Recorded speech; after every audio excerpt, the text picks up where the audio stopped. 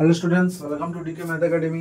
आज के আমরা এই ক্লাসে higher order linear equation discuss করব। এর আগে আমরা linear equation first order first degree ডিগ্রিটা নিয়ে বলাটা বোকামি হবে। লিনিয়ার ইকুয়েশনের ডিগ্রি সবসময় 1 হয়। Linear equation of first order আমরা আলোচনা করেছিলাম। এখানে হায়ার অর্ডার বলা হচ্ছে মানে আমরা মোর দ্যান 1 অর্থাৎ 1 অর্ডারের বেশি এরকম যে লিনিয়ার ইকুয়েশনগুলো হয় সেগুলো নিয়ে ডিসকাস করব। সেগুলোর প্রবলেম মেইনলি আমরা second order linear equation solve করব। মানে এখানে তোমাদের লিনিয়ার ইকুয়েশন আগে ফার্স্ট অর্ডার হয়েছিল, এখানে তোমাদের সেকেন্ড অর্ডার থেকে স্টার্ট হচ্ছে। আমরা basically second order linear equation নিয়ে প্রবলেম সলভ করব। প্রথমে আমি বলি লিনিয়ার ইকুয়েশন এন অর্ডার তাকে দেখতে কেমন হয় না, p0 dny dxn plus p1 dn minus 1y dxn minus 1। আচ্ছা, আর একটা জিনিস তোমাদের বলে রাখি, উইথ কনস্ট্যান্ট কোএফিসিয়েন্ট,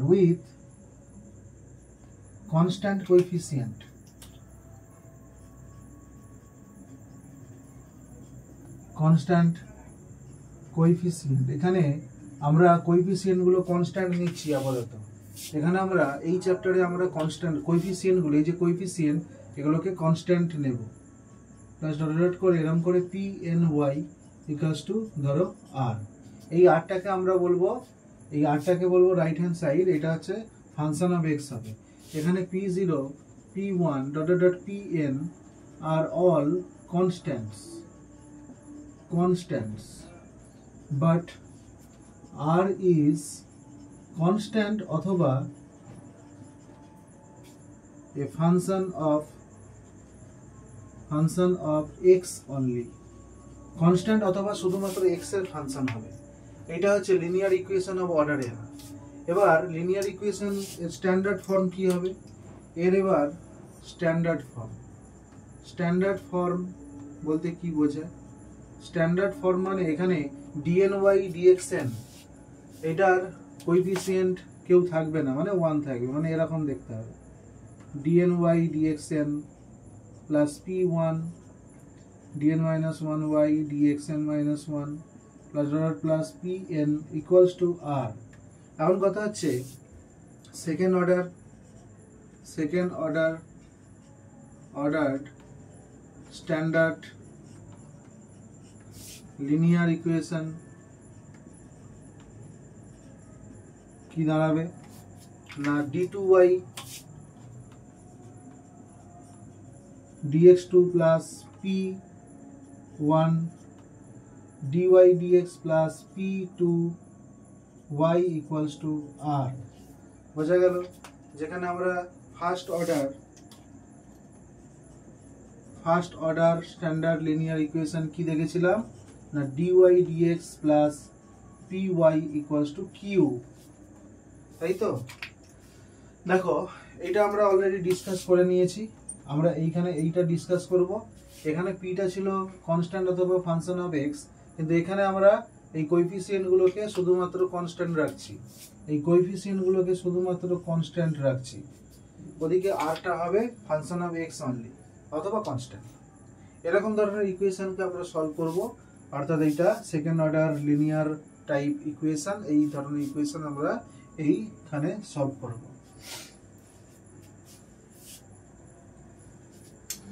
দেখো, এক্ষেত্রে আমরা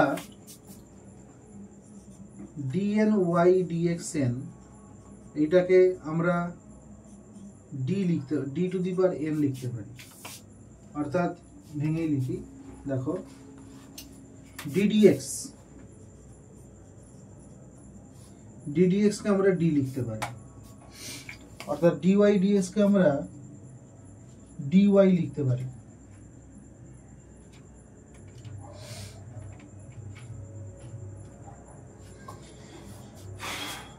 এর আরেকটা জিনিস বলে দিই, হোমোজিনিয়াস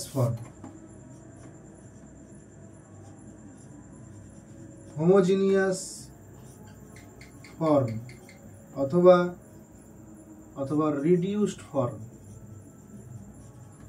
রিডিউসড ফর্ম কখন বলবো? রিডিউসড ফর্ম বলবো যখন রাইট হ্যান্ড সাইডটা 0 হয়ে যাবে, অর্থাৎ r সমান 0 থাকবে। এর জেনারেল সলিউশন, জেনারেল সলিউশন কি হবে না y equals to cf plus pi, আর জেনারেল সলিউশন এটাকে 1 নম্বর দাগ দাও। জেনারেল সলিউশন অফ 1 আর জেনারেল সলিউশন অফ মানে r সমান যদি 0 হয়ে যেত, অর্থাৎ d2y dx2 plus p1 dy dx plus p2y সমান 0, তার কি হতো? তার হতো y equals to cf। বোঝা গেল? অর্থাৎ রিডিউসড ইকুয়েশন যখন হবে, অর্থাৎ রাইট হ্যান্ড সাইড যখন 0 হয়ে যাবে, তখন শুধুমাত্র তার জেনারেল সলিউশনটা হবে y equals to cf। cf মানে কি? Complimentary function. আর যখন rটা 0 হবে না, তখন এই সলিউশনের মধ্যে দুটো জিনিস থাকবে, একটা cf আর একটা pi। cf মানে হচ্ছে কমপ্লিমেন্টারি ফাংশন, pi মানে হচ্ছে পার্টিকুলার ইন্টিগ্রাল। এবার এই কমপ্লিমেন্টারি ফাংশন ডিটেইলসে আলোচনা করব, দেন পার্টিকুলার ইন্টিগ্রাল পরের ভিডিওতে আমরা ডিটেইলসে আলোচনা করব। cf এখানে বলে রাখি, cf মানে হচ্ছে cf means complementary function, complementary function, আর pi means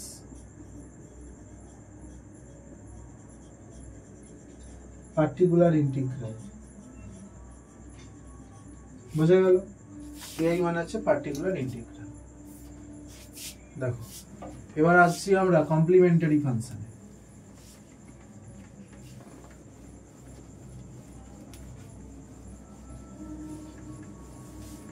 এবার আমরা কমপ্লিমেন্টারি ফাংশনে আসছি।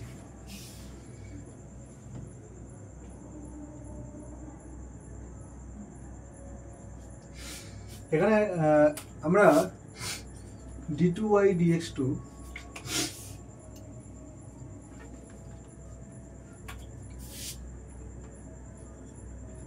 d2y dx2 plus p1 dy dx plus p2y equals to r বা q লেখো, তোমাদের যেটা সুবিধা হবে লেখো। q, আচ্ছা q লিখলাম, আমরা রাইট হ্যান্ড সাইড এর আগে q লিখেছি, এরকম লিখলাম। এখানে p1 p2 are constants, q is constant or function of x only। এখানে একটা সলিউশন মানে বলা হচ্ছে এরকম e to the power mx, মনে করি বি এ ট্রায়াল সলিউশন, মানে আমরা মনে করছি এটা যেন একটা ট্রায়াল সলিউশন। হঠাৎ এরকম মনে হলো কেন? দেখো e to the power mx এর কন্টিনিউইটি, ডেরিভেটিভিটি মানে ডেরিভেটিভ বার করা, এইসব মানে এক্সিস্ট করবে কি করবে না এইসব সংশয়ের কোনো ব্যাপার নেই এক্সপোনেনশিয়াল ফাংশনের ক্ষেত্রে। এবং এক্সপোনেনশিয়াল ফাংশন এর ডেরিভেটিভ যতবার ইচ্ছা করো না কেন, তার ডেরিভেটিভ খুব সহজেই বলে দেওয়া যায়।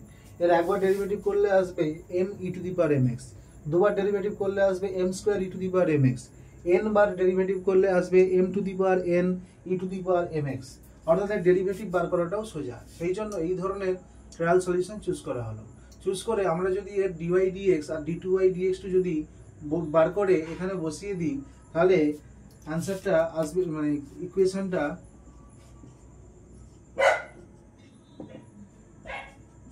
দেন এখান থেকে তুমি dy dx বার করো আর d2y dx2 বার করো, সেটা বার করে এখানে বসিয়ে দাও, তাহলে 1 will be reduced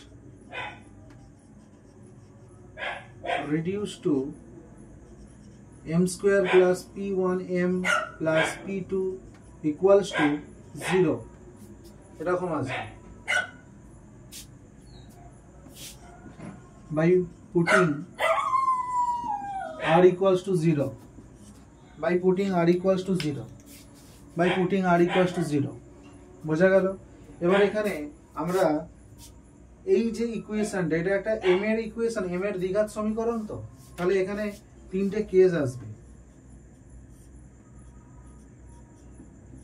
যেমন তোমরা কোয়াড্রেটিকের নেচার অফ রুট পড়েছিলে, সেখানে কি হয়েছিল না m সমান দুটো আলাদা আলাদা রুট যদি আসে, m1 একটা আর একটা m2, অথবা এরকম এলো m1 দুটোই সেম এলো, অথবা এরকম এলো m equals to alpha plus minus beta i, এরকম এলো। তাহলে সেক্ষেত্রে কি হবে, এক্ষেত্রে কমপ্লিমেন্টারি ফাংশন সমান হবে c1 e to the power m1 x plus c2 e to the power m2 x। এটা হচ্ছে কমপ্লিমেন্টারি ফাংশন। এই ক্ষেত্রে কমপ্লিমেন্টারি ফাংশন কি হবে না c1 প্লাস c2 তার সাথে একটা x গুণ e to the power m1 x। এক্ষেত্রে কমপ্লিমেন্টারি ফাংশন কি হবে e to the power alpha x cos বিটা x প্লাস i sin বিটা x। বোঝা গেল? এই হচ্ছে তিনটে ক্যাটাগরি কমপ্লিমেন্টারি ফাংশনের। কমপ্লিমেন্টারি ফাংশনের তিনটে ক্যাটাগরি হচ্ছে এগুলো।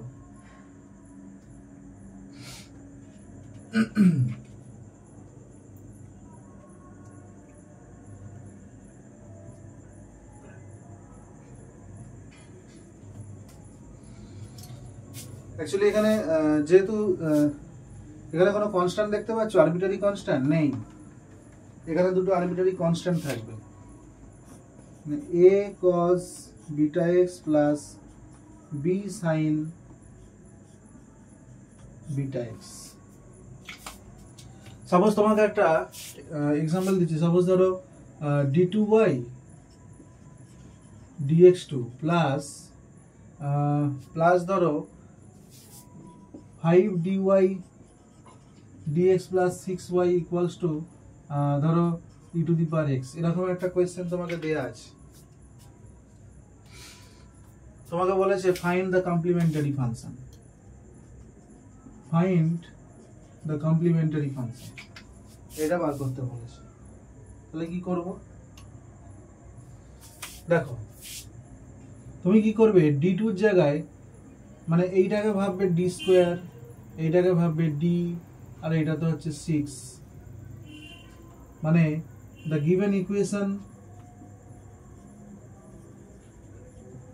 is d square plus 5d plus 6 into y, অর্থাৎ y এর জায়গায় d লিখলে ddx মানে হচ্ছে d, d2 dx2 মানে হচ্ছে d স্কয়ার, d3 dx3 মানে হচ্ছে d কিউব, মানে এইভাবে লিখলে তোমার কাছে ইকুয়েশনটা লেখাটা অনেক সোজা হয়ে যাবে। এবার ইটস রিডিউসড ফর্ম বা রিডিউসড ফর্ম বা হোমোজিনিয়াস ফর্ম কি হবে না রাইট হ্যান্ড সাইডটা 0 করে দিয়ে, তাহলে এর অক্সিলারি ইকুয়েশন কি হবে, এই যে এই ইকুয়েশনটাকে বলা হয় অক্সিলিয়ারি ইকুয়েশন, এটাকে বলা হয় অক্সিলিয়ারি ইকুয়েশন। তাহলে it's auxiliary equation is m square plus 5m plus 6 সমান 0। এখান থেকে m plus 2 into m plus 3 equals to 0। এখান থেকে দুটো রুট পেলাম -2 আর -3, অর্থাৎ m1 মানে -2, m2 মানে -3। তাহলে কমপ্লিমেন্টারি ফাংশন হবে এইটা, অর্থাৎ complementary function equals to c1 e to the power -2x plus c2 e to the power -3x। বোঝা গেল? যদি এরকম থাকে, সাপোজ ধরো d2y dydx b square minus 4ac, ঠিক আছে, এইটা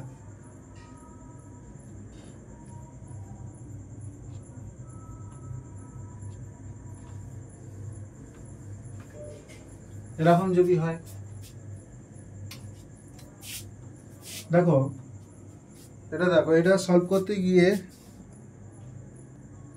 রুট নেগেটিভ চলে আসবে, দেখো m equals to minus b plus minus root over b square minus 4ac 4 6 24 by 2a অর্থাৎ minus 1 plus minus root over 23i by 24 অর্থাৎ minus 1 by 24 plus minus অর্থাৎ CF কি হবে এখানে আলফা মানে হচ্ছে minus 1 by 24 বিটা মানে হচ্ছে root 23 by 24 এখান থেকে CF মানে হবে e to the power minus alpha x into a cos beta x plus b sin beta x হলো দেন তোমাদেরকে কয়েকটা ইকুয়েশনের কমপ্লিমেন্টারি ফাংশন বার করতে দিচ্ছি তোমরা ওগুলো ক্যালকুলেট করবে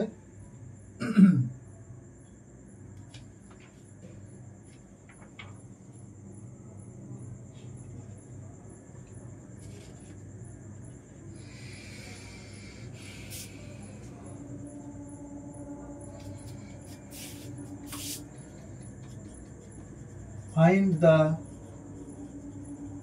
complementary function CF of 1 number d2x dt2 d2x dy2 minus 4dx dy plus 13x equals to 0 এখানে x এর জায়গায় y আছে y এর জায়গায় x আছে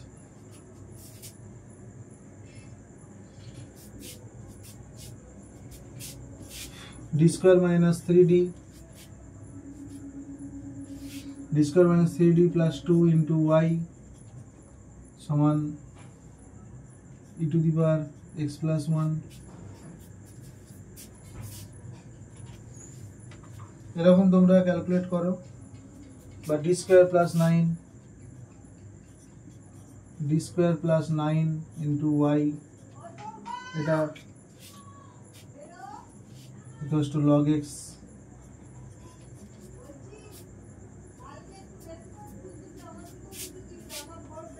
d2y dx2 minus 5 dy dx plus 6y equals to 5x এই ধরনের ইকুয়েশন গুলো তোমরা কমপ্লিমেন্টারি ফাংশন ক্যালকুলেট করবে তো আজকে এই অবধি থাকলো নেক্সট ক্লাসে দেখা হচ্ছে কমপ্লিমেন্টারি ফাংশনের অঙ্ক দিয়ে আর তো কিছু করার নেই কমপ্লিমেন্টারি ফাংশন এমনি আমরা অল ওভার যখন একটা মানে একটা ইকুয়েশন দিয়ে দেবে second order linear differential equation ordinary differential equation linear type second order তখন আমাদেরকে এমনিতেই জেনারেল সলিউশন বার করতে গেলে কমপ্লিমেন্টারি ফাংশন এবং পার্টিকুলার ইন্টিগ্রাল দুটোই জানতে হবে তো কমপ্লিমেন্টারি ফাংশন পার্টটা আমরা জেনে নিলাম এরপর আমরা পার্টিকুলার ইন্টিগ্রালটা স্টাডি করব দেন আমরা জেনারেল সলিউশন ইন্ডিভিজুয়াল কিছু কোয়েশ্চেন নিয়ে সেগুলো সলভ করব জেনারেল সলিউশন বার করব মানে সেখানে complementary function plus particular integral বার করতে হবে y ইকুয়ালস টু হবে CF প্লাস PI অর্থাৎ complementary function plus particular integral মানে জেনারেল সলিউশন তো আজকে এই অবধি থাকলো নেক্সট ক্লাসে দেখা হচ্ছে